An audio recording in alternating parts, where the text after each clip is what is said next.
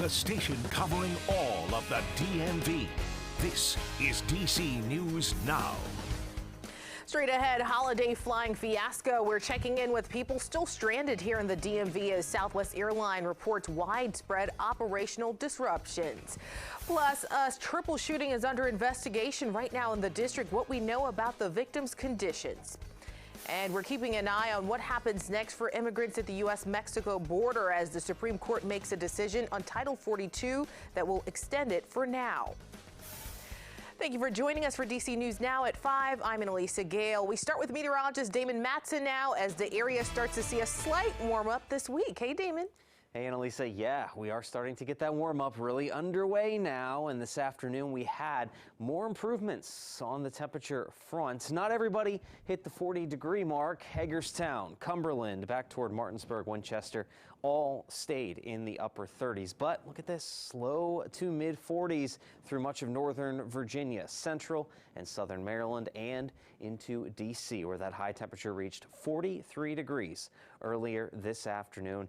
Felt amazing after all the cold air that we have been dealing with. And the current temperature is not far off from those highs, but we are starting to cool back down again into those middle and upper 30s now here this evening. And it's staying fairly quiet on top of all of that. High pressure continued to move up from the south today, and it's pretty much settling in this evening right over the Delmarva Peninsula. That has kept things fairly clear, but we do still have some high clouds out there along the Pennsylvania-Maryland line that will be stubborn to get rid of, but the large majority of us here going to continue to see a fairly clear sky over the next few hours as temperatures steadily start to fall back down again. We will be back in the low 30s as quickly as 8 o'clock, but the key thing here is we're still in the 30s. We're not falling down into the 20s just yet, and really those overnight lows tonight. Chilly, but very, very manageable in the mid to upper 20s. That's where our low temperatures will end up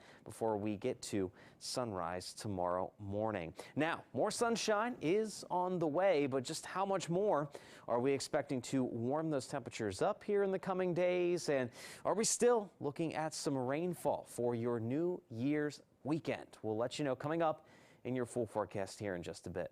All right, thanks, Damon. Well, breaking now, a triple shooting is under investigation in Southeast DC on Pennsylvania Avenue. Right now, the search is on for 4 juveniles.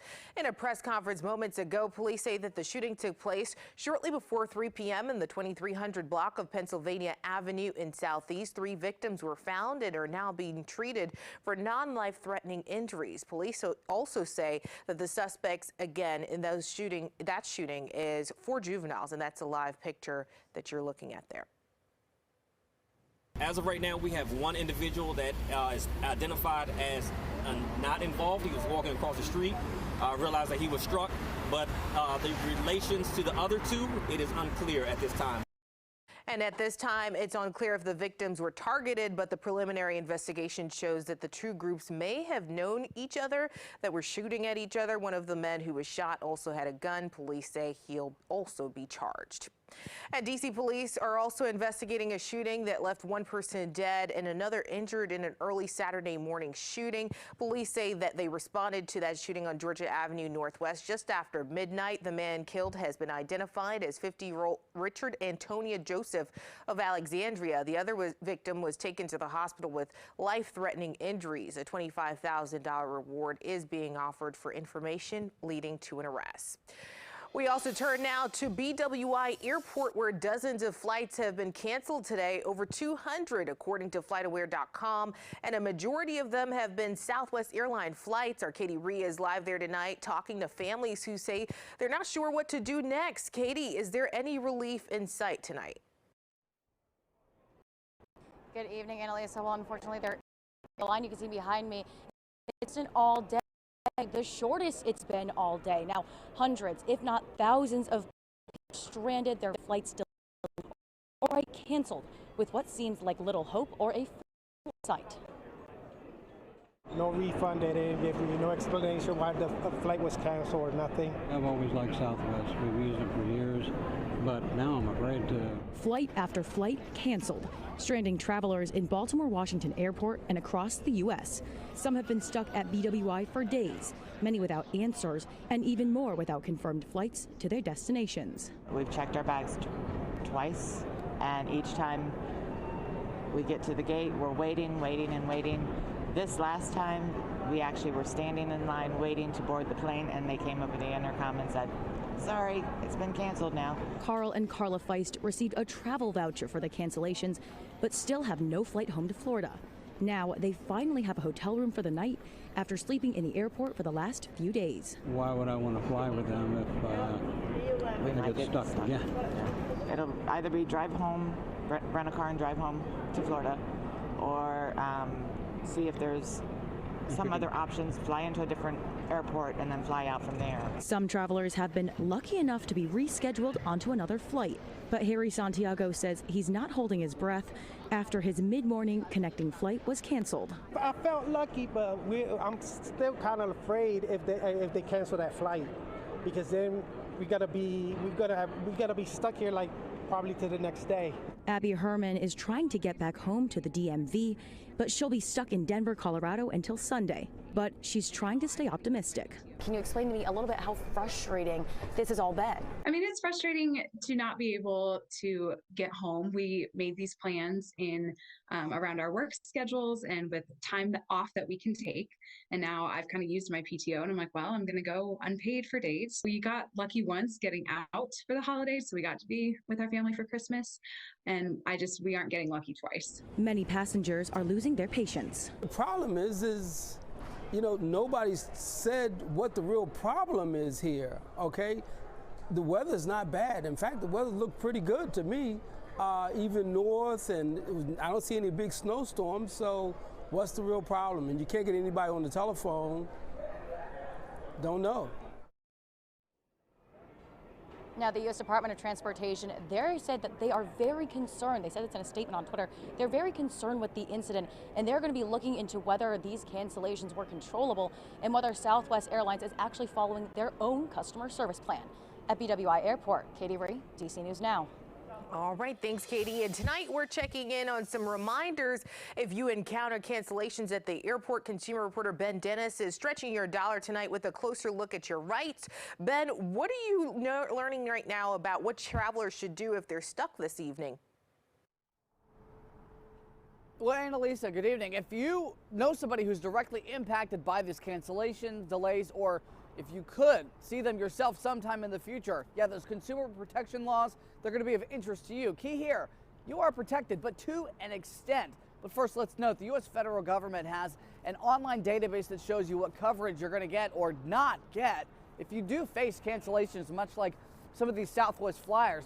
Some details here. The feds say that Southwest covers for cancellations, free rebooking on one of their flights, meal vouchers if you wait longer than 3 hours for the next flight, complimentary hotel rooms for overnight cancellations, and the travel costs to get there. But what Southwest will not cover, that's rebooking tickets for another airline with no added cost, something that other carriers do offer. Key takeaway for all flyers, if you don't rebook your flight, if it's canceled, you are entitled to a refund. Same goes for significant flight schedule changes, refunded, as well as for added costs like baggage fees, Wi-Fi, and seat upgrades. Also, if you're bumped down to a lower class of service, question, does it seem like flyers have to turn pages on pages to find if they're covered by certain cancellations? Yes, it is true here, which is why one defense attorney in Virginia told me consumers can be proactive, but also that airlines want you to feel accommodated if they're the ones who are causing some of the problems.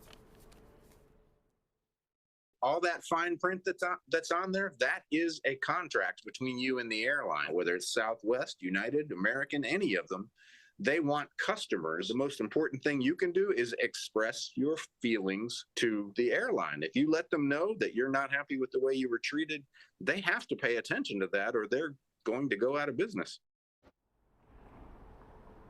And some further advice about expressing those feelings from our legal sources. That is, if you have a conversation with one of those attendants at the gates, you're trying to get a new flight or hotel accommodations, a calm conversation is going to get you a little bit further. Even though it is a high-stress environment, they're not the ones at the desk who are causing some of the issues. Now, will this issue with Southwest dwindle away from memory? Likely not. At least two U.S. senators are on the record right now saying that they want to investigate what has happened. Also, they're urging for further consumer protections. Live from Reagan National, Ben Dennis, DC News Now. All right, thanks, Ben. Well, Buffalo, New York braced Tuesday for even more snow while still recovering from a massive winter storm that hit late last week. The enormous blizzard killed at least 34 people, according to our sister station News Nation. The storm dropping over 4 feet of snow in some areas of northern New York, and residents are expected to get 2 more inches of snow by the end of the day. An Erie County official has labeled this blizzard as the worst storm probably in our lifetime. We'll have more on how the extreme weather affected the southern parts of New York coming up at 5:30. Now to a heroic story out of Anne Arundel County. That's where officers responded to a call for 2 teenagers who had fallen into a frozen creek. One of them was able to make it to shore while they had to pull the other one from the frozen waters. He was later brought to an ambulance. Officers later learned that one of the teenagers had fallen into the creek and then the other jumped in to save his friend. All new tonight, a deadly fire is under investigation in Fairfax County this morning. That person was originally unaccounted for following a fire last night. Fairfax Fire and Rescue say that the missing person was found dead inside a home in the 3500 block of Goodview Court. The medical examiner's office is now working to figure out the person's exact cause of death. Fire inspectors are also looking into the cause of that fire. No further information, though, was provided at this time. Developing now, all eyes are on the U.S.-Mexico border as Title 42 gets another temporary lifeline now. The Supreme Court today allowing the Trump-era immigration policy to remain in effect for now. Raquel Martin is on the Hill with the very latest. Well, this is a temporary victory for the 19 Republican-led states that sued to keep this health policy in place. The decision will allow Border Patrol to continue to deny asylum seekers at the southern border.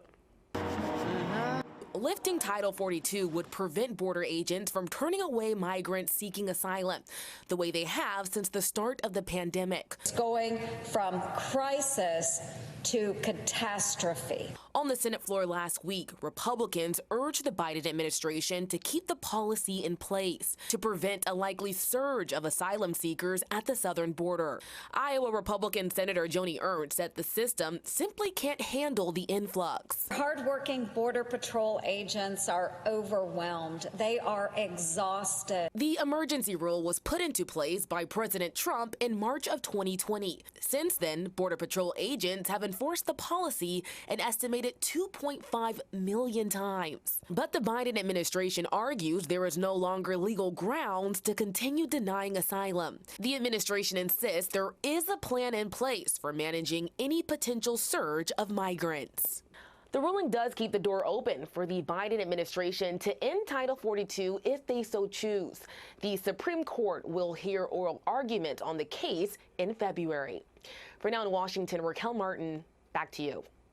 Right now, the Mega Million Lottery jackpot jumped to more than $500 million. It's the 6th largest jackpot in the game's history. The rising jackpot comes after a lottery record was set with a $2 billion prize less than 2 months ago. Officials estimate the winner would take home just under $300 million in cash. The next Mega Millions drawing will be held tonight at 11 p.m. Still to come here on DC News Now at 5, Virginia schools are learning from a mistake. A look at the changes being considered to shine a light on employees who break the law. You're watching DC News Now. This is a live look at 5:13 at the Capitol, covering the news where you live from Washington, D.C. to West Virginia. We'll be right back.